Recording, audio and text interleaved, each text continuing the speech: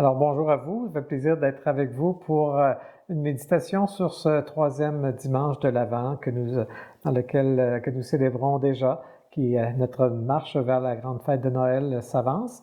Et pour marquer ce troisième, nous allons allumer la troisième bougie. Alors Rosalina va l'allumer pour nous.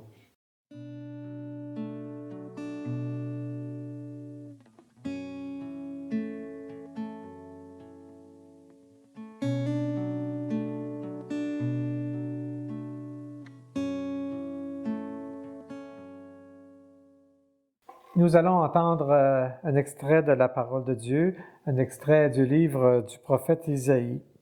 « L'Esprit du Seigneur est sur moi parce que le Seigneur m'a consacré par l'onction.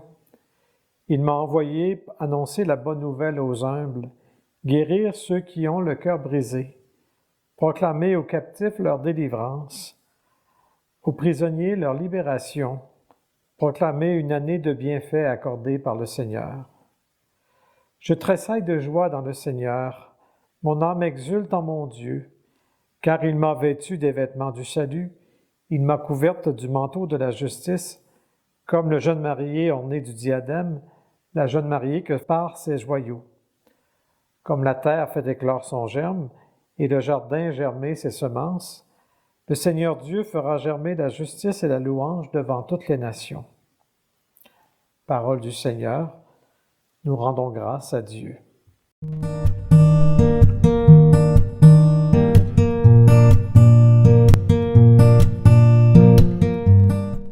Alors cet extrait de la parole de Dieu que j'ai choisi de vous lire est proche du thème de ce dimanche, le thème de l'Avent qui est « Viens Seigneur, montre-nous ton visage ».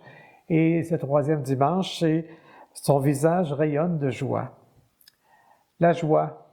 La joie dans nos vies, c'est souvent lorsque arrive quelque chose qui va bien, lorsque les événements de la vie sont heureux, lorsqu'on a des bonnes nouvelles qui nous sont annoncées.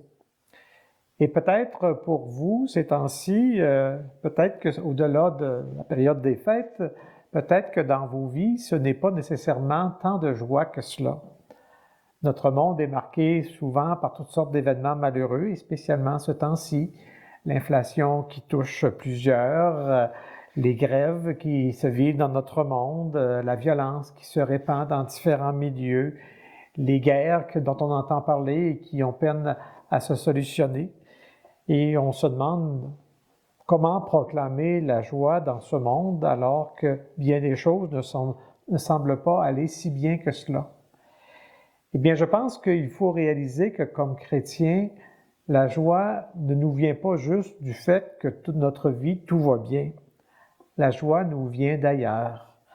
La joie nous vient de ce Seigneur qui vient, dont nous attendons la venue, dont nous accueillons la venue dans nos vies. La joie vient du Seigneur qui, dans la parole de Dieu, disait « Le Seigneur a un souci pour les plus pauvres, un souci pour les malheureux, un souci pour les prisonniers. » D'avoir ce Dieu qui est là avec nous dans notre vie et qui fait que même si différentes choses nous affectent, la joie peut nous rejoindre, qui n'est pas juste une joie parce que ça va bien, mais qui est une joie plus profonde d'être habité par le Seigneur et une joie qui demeure dans la vie. Et il est beau de voir des gens qui avancent de plus en plus dans leur vie, qui traversent certaines épreuves, puis qui savent conserver cette joie profonde. Des gens qui, même au travers d'une maladie, réussissent à garder une espérance et à rayonner autour d'eux d'une certaine confiance de la présence du Seigneur. Des gens qui avancent, qui vieillissent et qui, malgré tout, ne perdent pas leur joie, leur espérance, parce qu'ils sont conscients que le Seigneur est avec eux, que le Seigneur les accompagne. Alors, nous préparant pour la fête de Noël, nous sommes invités à nous ouvrir de plus en plus au Seigneur pour que cette joie, il l'insère fondamentalement dans notre cœur, dans notre vie, et qu'auprès des autres, nous soyons capables de rayonner de quelque chose de plus fondamental, nous venant de la présence du Seigneur. Viens Seigneur, montre-nous ton visage. Dans nos jours sans clarté, dans nos nuits intérieures, dans nos manques d'espérance, Père, viens mettre ta lumière. Tu crées et recrées sans cesse, toi dont la bonté se fait si proche de nous, qu'elle rayonne sous les traits de l'enfant. Dans nos peurs et nos refus, dans nos replis sur nous-mêmes et nos manques de foi, viens Seigneur Jésus, montre-nous ton visage. Toi qui entends le cri du pauvre, toi qui nous relèves, nous guéris, nous libères, enseigne-nous à vivre comme toi, en fils et filles de Dieu. Dans nos heures de veille, de prière, dans nos instants où tu nous saisis, dans nos communions qui est l'Église, viens, souffle de Dieu, renouvelle notre espérance, nos forces, notre élan. Donne-nous de tout te remettre, même nos attentes, et sur le chemin de l'inespérance, apporte ta paix. Amen.